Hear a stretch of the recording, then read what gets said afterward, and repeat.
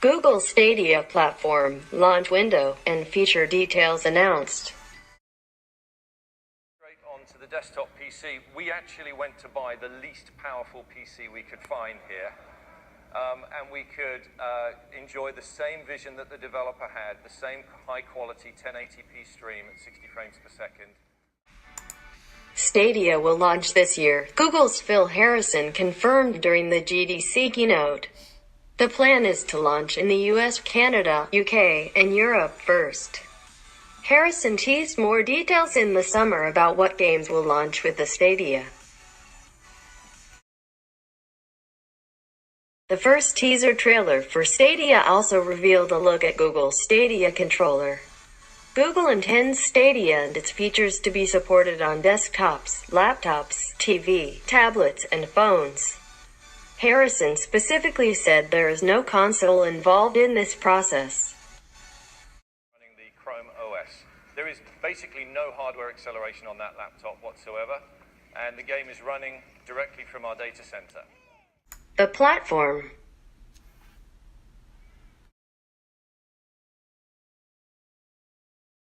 Stadia is not a piece of hardware, it's a streaming platform meant to bridge across devices and provide players instant access to their games while also further integrating YouTube capture, streaming, and sharing. Google is aiming to stream games at launch in 4K at 60 FPS for both playing games and sharing game streams, with goals of eventually supporting 8K and 120 plus FPS.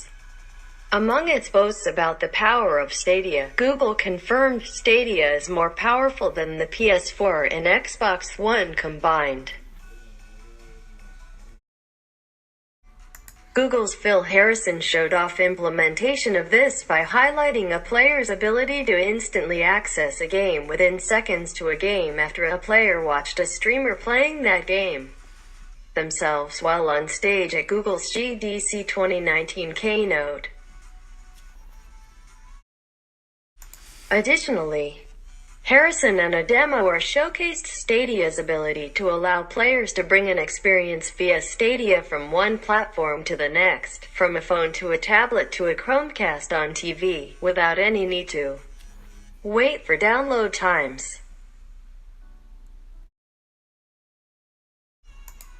The controller.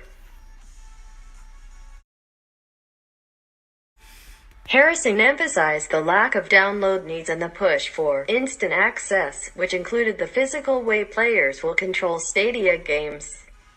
Already available controllers will work with games on Stadia, but Harrison also introduced the Stadia controller, as seen below. The controller connects through Wi-Fi directly to the game running in the Google data center. The controller also has a capture button, which will save game clips to YouTube, either privately or to the world. There is also the Google Assistant button.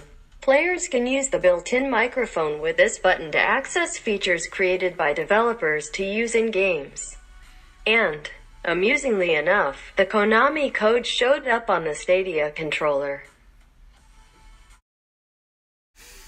These additional features clearly tie into Stadia's sharing features and Google's efforts to allow players, streamers, and developers to more closely experience games together. Industry support. Google has partnered with Unreal Engine, Unity, and Havok for Stadia support, among many other game development companies. Several third-party game developers and publishers were on hand to offer support for Stadia, including Ubisoft and id Software. Last year's Project Stream implementation of Assassin's Creed Odyssey was the first example of Google's gaming initiative and the hopes it has for Stadia. The features. Google highlighted a number of features both for developers and for players, emphasizing the shareability of Google Stadia philosophy. One of the most intriguing features shown off was state sharing. players can essentially pinpoint any moment in a gaming experience and create a shareable link for that game state. Other players can grab that link and open the same game at that exact point and begin playing the experience from there. Google also highlighted with indie dev Tequila Works on Stage the ability for developers to test out new art styles by feeding Stadia development tools certain images. Google showcased a demo in which a game world transformed art styles from Starry Night to pencil sketchings to even Pac-Man. Crowd play will also be integrated into Stadia. This feature will let players watching a YouTube streamer jump right into a game with that streamer.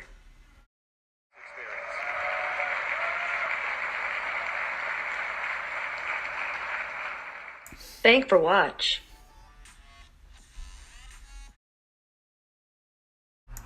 Please subscribe.